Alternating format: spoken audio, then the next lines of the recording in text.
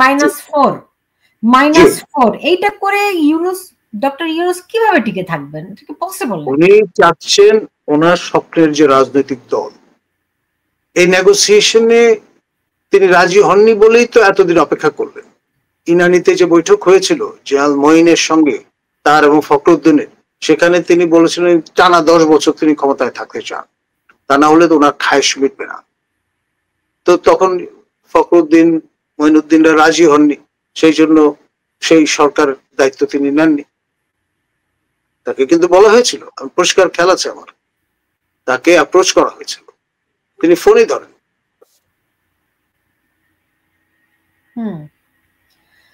তো এখন এখান থেকে এখানে জামাত কি করবে? যদি জামাত ধরেন আজকে জামাতকে নিয়ে গেজেটে তারা সেটি প্রকাশ করলো, তাই না, গেজেটে।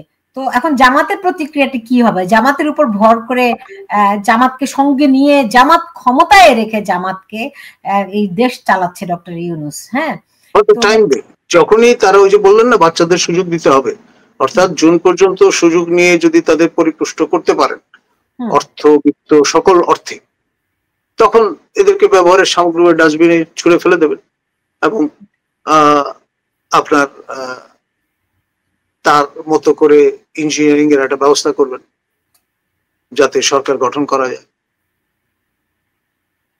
বুঝতে পেরেছি।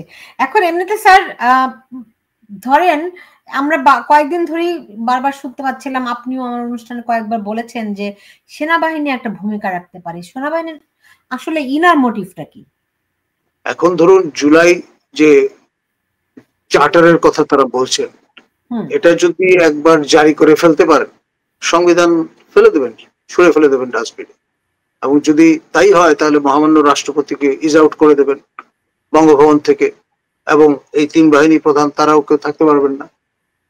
মানে পুরো খোলনিচে রাষ্ট্রের পাল্টে ফেলার একটা প্রক্রিয়া কিন্তু চলছে এবং অদৃশ্য একটা শক্তি দেশ পরিচালনা করছে। তাদের তো আলোর নিচে নিয়ে আসতে হবে। এখন ধরেন যেই মুক্তিযুদ্ধের মধ্য দিয়ে আমাদের দেশ প্রতিষ্ঠিত হয়েছে, সেনাবাহিনী প্রতিষ্ঠিত হয়েছে, সেই সশস্ত্র বাহিনী যাদের দায়িত্ব বাংলাদেশের স্বাধীনতা, সার্বভৌমত্ব, অখণ্ডতা বজায় রাখা, তারা কি এটা চেয়ে দেখবে? তারা যে দেখবেন না সে হুঙ্কার তো তারা ইতিমধ্যে দিয়ে দিয়েছেন। আপনার রংপুরে একজন 1 স্টার জেনারেল, তিনি সার্জিসের মুখের উপর বলেছেন, আমার শেষ রক্তবিন্দু থাকা পর্যন্ত আমি কিন্তু আপনাকে মাফ করতে দেব না। একেবারে মুখোমুখি, সামনাসামনি, পেছনে না।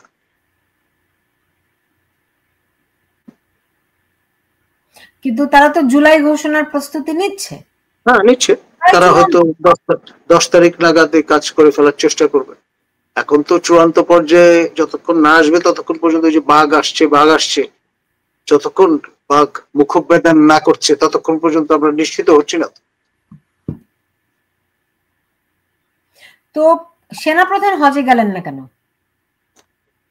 সঙ্গত কারণে দেশকে অরক্ষিত অবস্থায় তো রেখে তিনি যেতে পারেন না।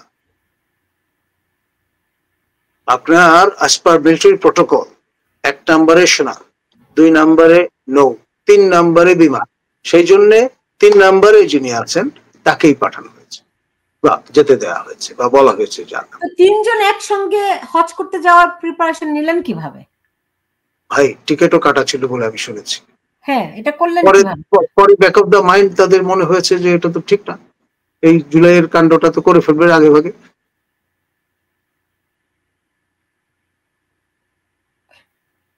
ওকে, তো তারা থাকায় কি আপনার মনে হয় জুলাই কাণ্ড তারা করবে না?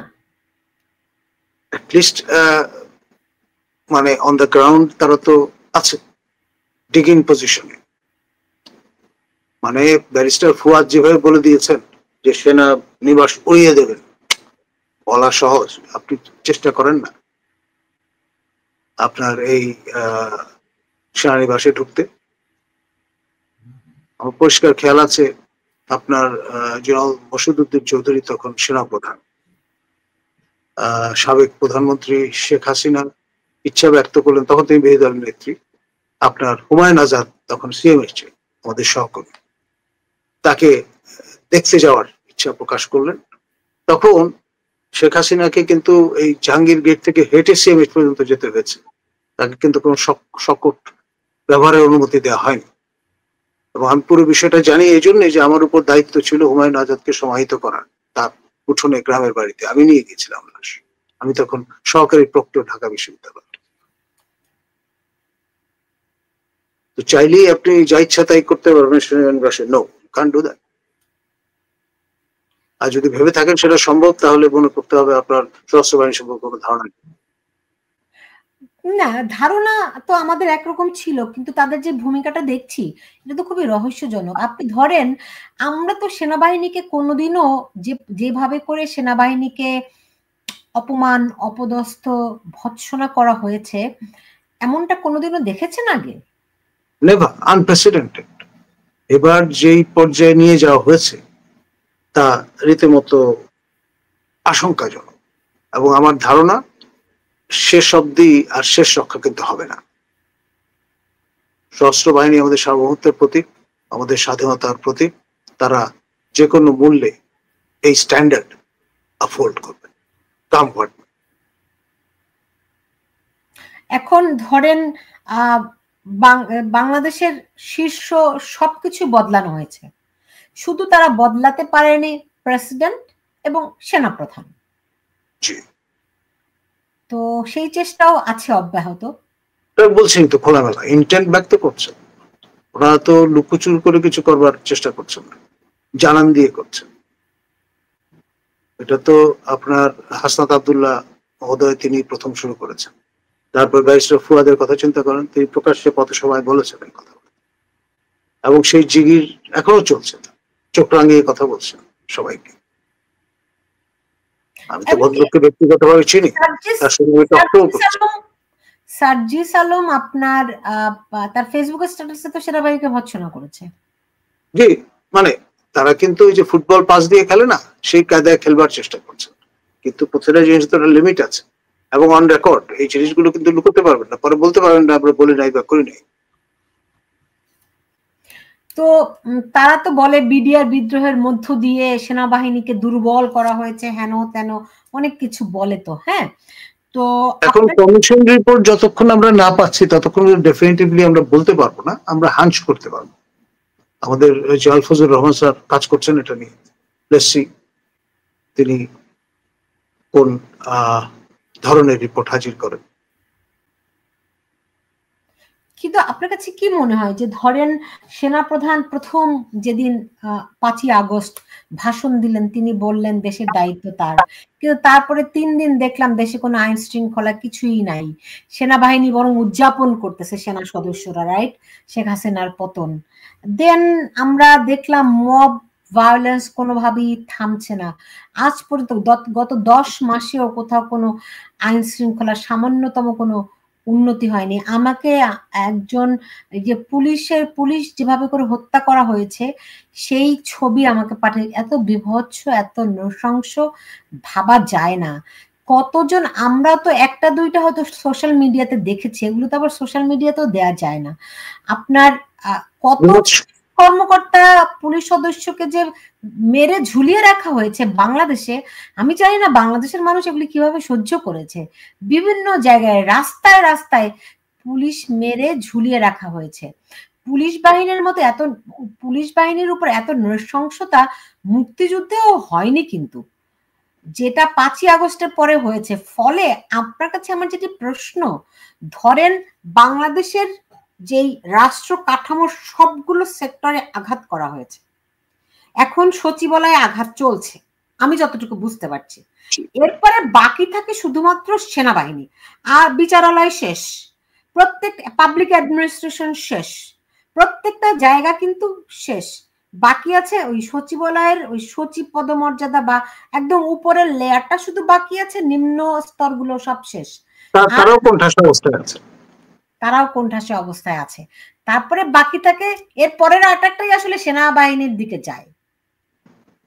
Lander of the last resort, bastion, last bastion. তো সেইটা তারা কিভাবে করে পর্যবেক্ষণ করছে, তাদের বিশ্লেষণ কি, সেই পর্যন্ত তারা কি অপেক্ষা করবে, দেখি না কি করে, ওই যে চোরের চুরি করার মতো?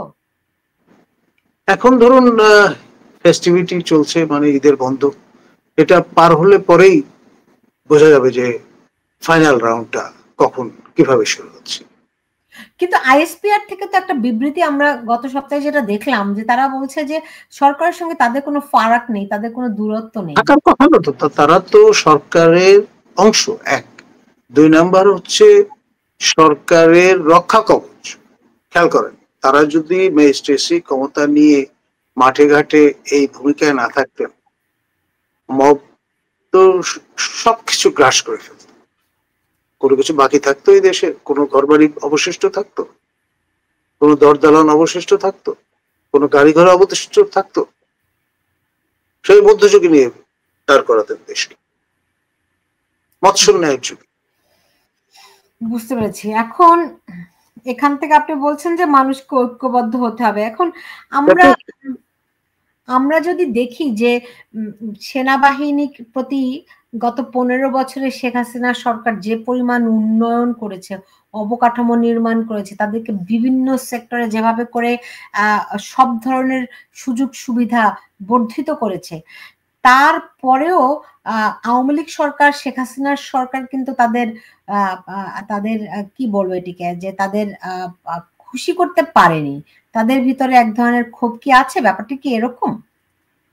দেখুন, আপনার খেয়াল করবেন, আমাদের সশস্ত্র বাহিনীর সদস্যগণ এই মাটির সন্তান। তারা বাংলায় কথা বলেন, আপনি বাংলায় কথা বলেন। তারা তো পাঞ্জাবি বা আপনার পাঠান, ভিন্ন এথনিক কম্পোজিশনের, ভিন্ন ভাষার লোক নয়। পাকিস্তান আমল যেমন ঝট করে গুলি করে, অর্ডার করাও তো গুলি করে ফেলত। আইয়ুব খান নৃশংসভাবে 48 সনে পুলিশ বিদ্রোহ দমন করেছেন ঢাকা, যেহেতু তিনি অবাঙালি। এখন একটা বাঙালি গুলি ছুড়বে না, আর তার তো লিমিট আছে।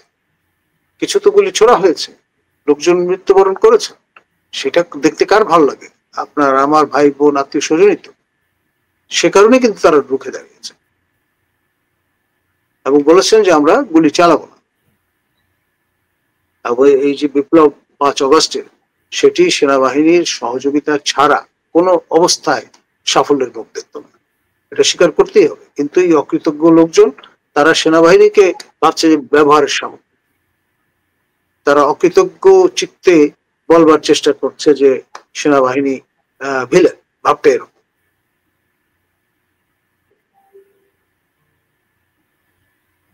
তারা পুরো বাহিনীকে বলছে না, তারা সেনাপ্রধান ওয়াকারুজ্জামানকে বলছে। He is the symbol. সেনাপ্রধান হচ্ছেন একটা ইনস্টিটিউশন। আমি তো সাকসেসিভ সেনাপ্রধানদের সঙ্গে কাজ করেছি। জেনারেল আজিজ আমার ছাত্র ছিলেন, জেনারেল শফিউদ্দিন আমার ছাত্র ছিলেন।